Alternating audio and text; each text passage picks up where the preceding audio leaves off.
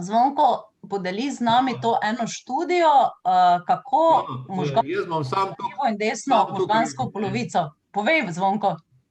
Da boljšega treninga, bi rekel, za razvoj osebnosti, pa ročnih spretnosti, pa motoričnih spretnosti, ga ni. Ga ni vrhunskega športa, ni, dejansko ni, ker tu je kakor kaligrafija, recimo razvija umsko pa ročno spretnost, jo ni dejavnosti na svet, da bi jo lahko tukaj razvijala, ne. Ker vsak, recimo, v vsakem poklici ali kodarkoli že je, pravi, ja, saj boš tukaj pa tukaj, recimo, bomo kuharje vzel za primer, ne. Tukaj pa tukaj koreja boš narezal, pa boš pa jemo enake kose. Ni res. Jaz, če bi bil kuhar, bi rekel, da prvo se nauči kaligrafijo, pa prid pa k meni v kuhno, ne, da boš imel občutek za razdaljo, tretjo estetiko, pa tako naprej, ne.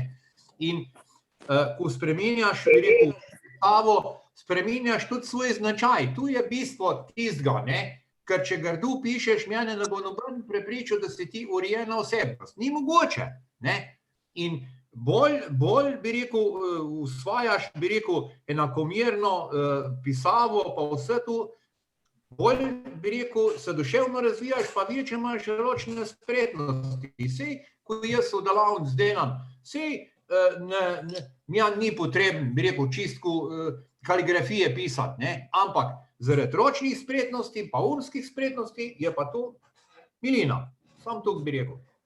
Krasno. In da povežemo to, ne, se pravi našo umsko spretnost, ki jo zdaj v današnjem času zelo močno razvijamo, ob enem pa izredno zanemarjamo, zaradi tega, ker je vse avtomatizirano. Če samo vidite, koliko mi skozi tipkanje uporabljamo možgane, oziroma, moram reči, jih ne uporabljamo, zaradi tega, ker samo tipknemo in je vsaka beseda oziroma vsaka črka enaka. Zdaj ste pa videli, koliko smo delali študij za posamezno, za recimo črko S, ali pa ko smo pisali prejšnjič karolinško minuskulo in smo pisali črko G, ki je bila sestavljena iz 5 potez, koliko možgani delujejo, koliko morate imeti fokusa, koncentracije, pozornosti, da tisto eno črko izpišete, ne.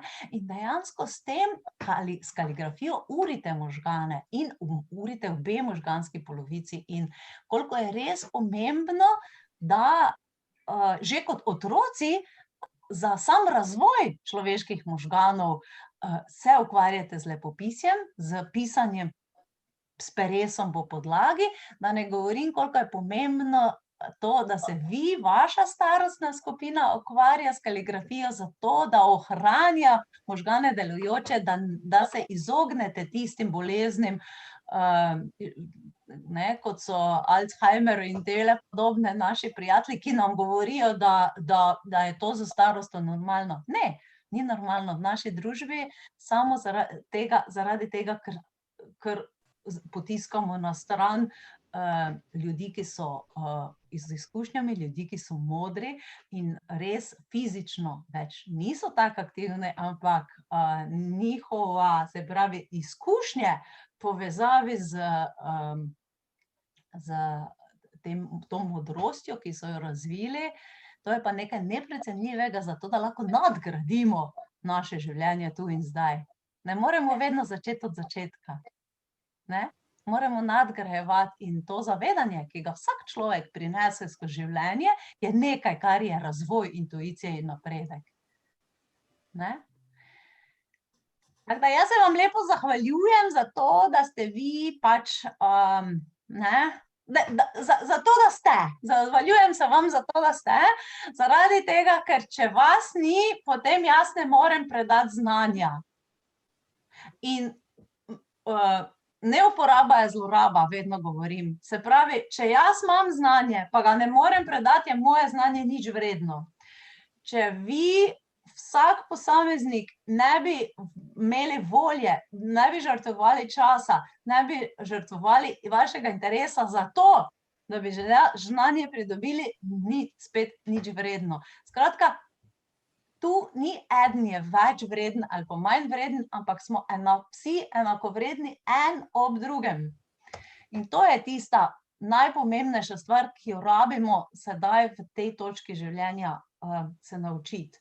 Jaz sem na svoji razvojni točki na svoji razvojni poti spoznala, da moram se naučiti imeti sama sebe tako rada, da bom cenila svoje znanje, da ga bom podajala na ta način, da bo ga sploh kdo hotel imeti in slišati. Na ta način bom uresničila ali pa bom rekla, dala svojemu življenju smisel. In jaz verjamem, da vsak med vami ima to, tako kot je Marija povedala, kako je hvaležna, da lahko sodeluje, da lahko ob vseh okoliščinah njenega življenja je tako fejst napredovala, da je tukaj in da se ukvarja z stvarmi, ki je nikoli nihče ni učil, ki je v njenem otroštvu sploh ni obstajalo, ampak je zaradi svoje notranje želje razvila, našla svoje, prešla samo sebe. In vi vsi na ta način isti. In ko boste sami sebi dali tako vrednost,